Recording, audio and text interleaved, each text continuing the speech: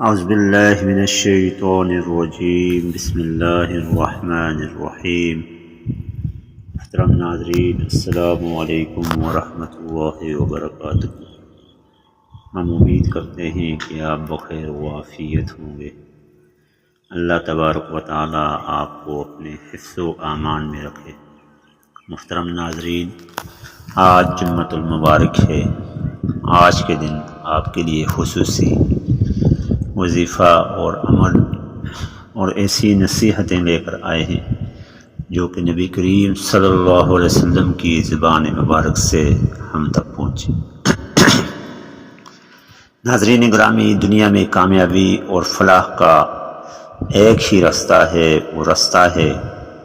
قرآن مجید جو کہ نبی کریم صلی اللہ علیہ وسلم پر نازل ہوا، اس کو پڑھنا، اس کو سمجھنا اور نبی کریم صلی اللہ علیہ وسلم کے پاک ارشادات کی روشنی میں اپنی زندگی بسر کرنا۔ اگر ہم کامیاب ہونا چاہتے ہیں، کامیابی یا کامرانی کو چھونا چاہتے ہیں، اپنی دنیاوی زندگی، اپنی آخرت کی زندگی کے اندر کامیابیاں، کامرانیاں چاہتے ہیں، تو ہمیں نبی کریم صلی اللہ علیہ وسلم کے ارشادات، ان کی احادیث مبارکہ کو سمجھ کر ان پر عمل کرنا ہوگا تاکہ ہماری دنیاوی و اخروی فلاح ہماری مقدر بنے۔ ناظرین گرامی، آج کی اس ویڈیو میں ہم آپ کو ان چند لوگوں کے بارے میں بتائیں گے جن کو نبی کریم صلی اللہ علیہ وسلم نے ناپسند فرمایا۔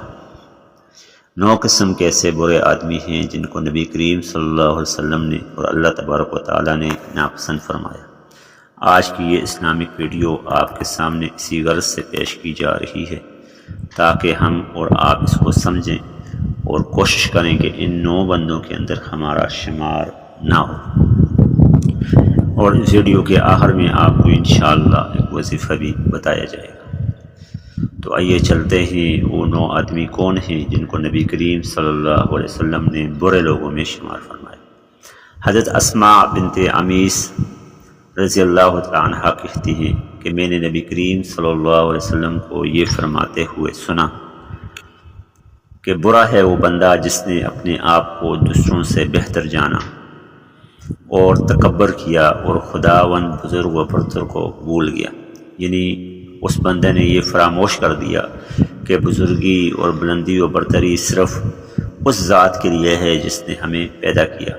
یا وہ بندہ یہ بھول گیا کہ اس نے اس دنیا میں احتیاط و تقوی کو کی راہ چھوڑ کر جس برے راستے کو اختیار کیا ہے، اس کی جوابدہی اس کو آخرت میں کرنی ہوگی اور وہاں پر اس کو خدا کا عذاب بھگتنا ہوگا۔ گویا کہ وہ شخص تکبر انا میں اتنا مشغول ہو گیا کہ اس نے اپنے آپ کو تمام مخلوقات سے بہتر جانا، لہذا ایسا شخص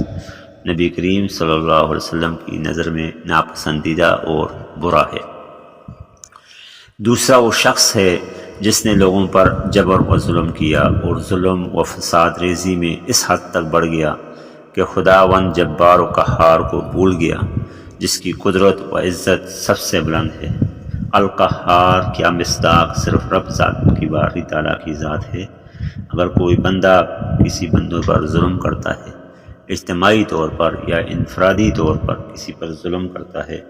اور وہ در حقیقت اللہ کے اس نام یعنی قہار کو وہ بھول جاتا ہے اور ظلم و بربریت میں اتنا آگے چلا جاتا ہے کہ اس کو خدا کی ذات اور وہ یاد کر کے بندوں پر رحم نہیں آتا، لہذا ایسا شخص نبی کریم صلی اللہ علیہ وسلم کی نظر میں ناپسندیدہ ہے۔ تیسرا وہ شخص ہے، وہ شخص برا ہے جو دین کے کاموں کو بھول گیا اور دنیا داری میں مشغول رہا۔ اس نے مقبروں کو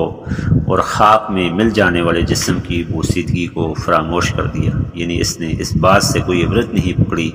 کہ کیسے کیسے لوگ جو تھے، کیسے کیسے ہزاروں لوگ جو تھے وہ منو مٹی کے نیچے دفن کر دیے گئے اور ان کے جسم کیڑے مکوڑوں کی خوراک بن گئے، اور ایک دن آئے گا کہ یہ شخص بھی اسی مٹی کی خوراک، انہی کیڑوں کی خوراک بن جائے گا۔ وہ یہ ساری باتیں بھول کر اپنے رب تعالیٰ کی ذات کو بھول گیا، دنیا داری میں مشغول ہو گیا، دین سے بیزار ہو گیا، لہذا ایسا شخص نبی کریم صلی اللہ علیہ وسلم کی زندگی میں کی نظر میں برا ہے۔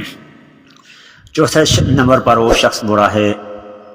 جس نے فتنہ و فساد برپا کیا اور حد سے تجاوز کر گیا اور اپنی ابتدا کو بھول گیا، یعنی نہ تو اس کو یہ یاد رہا کہ وہ کتنی حقیر چیز سے، یعنی پانی کے گندے پانی کے قطرے سے پیدا کیا گیا، اور ابتدا میں وہ کس قدر عاجز اور ناتوان تھا کہ اس کو سنبھالنے کے لیے اس کی والدہ، اس کے والدین، اس کے خاندان والی تگ و دو کرتے تھے۔ بلاخر جب وہ بڑا ہو گیا تو وہ اپنی انا کو اب تسکین پہنچانے کے لیے اپنے آپ کو ہی بھول گیا، لہٰذا اس کو اپنے انجام کا پتہ ہی نہ چلا۔ آخرکار وہ ایک دن ایسا آئے گا کہ جس دن وہ ان فتنوں اور فساد کی وجہ سے جو کہ دنیا میں اس نے پھیلائے اس کو مزہ چکھنا پڑے گا۔ لہٰذا ایسا شخص جو کہ فتنہ اور فساد کا سبب بنے یا ان کو پھیلانے کا ذریعہ بنے ہوا کسی بھی حوالے سے ہے، اس سے ہمیں بچنا چاہیے۔ پانچویں نمبر پر وہ شخص برا ہے جو دین کے ذریعے دنیا کو حاصل کرے، یعنی دنیا کو حاصل کرنے کے لیے دین کو وسیلہ بنائے۔ دوسرے الفاظ میں یہ معنی ہے کہ صلحاء اور بزرگوں کی سی شکل اختیار کرے اور دین کا لبادہ اوڑھ کر اہل دنیا کو اپنے قریب کرے تاکہ اس کے معتقد و مداح ہوں اور ان سے پھر وہ مال و جاہ حاصل کرے، ان سے وہ اپنی دنیاوی زندگی کی حسرتیں اور خواہشیں وہ پوری کرے۔ لہذا ایسا شخص نبی کریم صلی اللہ علیہ وسلم کی نظر میں برا اور ناپسندیدہ ہے۔ آج اگر ہم دنیا کی خدمت کرتے ہیں تو دنیا کو دنیا سمجھ کر، اور اگر دین کی خدمت کرتے ہیں تو دین کو دین سمجھ کر خدمت کریں، نہ کہ دین کے لبادے میں اپنے آپ کو صوفی بزرگ ظاہر کریں، لوگوں کو اپنے معتقد بنائیں، اپنے مرید بنائیں اور ان سے مال، ان سے پیسے وغیرہ ہڑپ کر کے اپنی زندگی بنائیں، تو ایسا شخص نبی کریم صلی اللہ علیہ وسلم کی نظر میں برا و ناپسندیدہ ہے۔ چھٹے نمبر پر وہ شخص برا ہے جس نے شبہات میں مبتلا ہو کر دین کو خراب کر دیا۔ شبہات میں مبتلا ہونے کا مطلب یہ ہے کہ دین انتہائی واضح اور صریح ہے، وہ چیزیں جو کہ دین کے اندر عمل کرنے کے لیے ہمارے لیے سامنے راہ عمل ہیں، اور وہ چیزیں جن کو بدعات یا جن کو دین سے علیحدہ کیا گیا وہ بالکل واضح ہیں۔ لہذا ایسا شخص جو کہ دین اور دنیا کو مکس کرے اور اپنی تسکین کے لیے دین کے اندر بدعات کو مکس کر دے، ملا دے، تو ایسا شخص نبی کریم صلی اللہ علیہ وسلم کو ناپسند ہے۔ شبہات میں مبتلا ہو کر دین پر عمل کرنے سے بہتر ہے بندہ سنت نبوی کو پڑھے، اس پر عمل کرے اور حقیقی معنوں میں دین سے محبت کرے تاکہ ان برے لوگوں میں شمار نہ ہو۔ ساتویں نمبر پر برا ہے وہ بندہ جس نے مخلوق سے طمع اور امید قائم کی اور حرص و طمع اس کو دنیا داروں کے دروازوں پر کھینچ کر لے آئے، اور یہ دنیا ایسی ظالم دنیا ہے کہ جو ایسے شخص کو جدر چاہتی ہے پھر لے جاتی ہے۔ لہذا ایسا شخص جو کہ مالداروں، دنیا داروں کے دروازوں پر صرف اس لیے جائے کہ حرص و طمع ہو، اس کو ان سے کوئی امید ہو، بجائے اس کے کہ وہ خداوند سے کوئی امید رکھے، نبی کریم صلی اللہ علیہ وسلم کی سنت سے لگاؤ کر کے نبی سے کوئی امید رکھے، وہ دنیا داروں کے اور ایسے لوگوں کے دروازوں پر پھرے جو کہ سرمایہ پرست ہیں۔ لہذا سرمایہ کی پوجا کرنے والوں سے اپنے آپ کو بچانا چاہیے۔ آٹھویں نمبر پر برا ہے وہ بندہ جس کو خواہش نفس گمراہ کرتی ہو، یعنی وہ اپنی نفسانی خواہشات کے تابع ہو، ہر وقت وہ نفسانی خواہشات کے لیے دین کو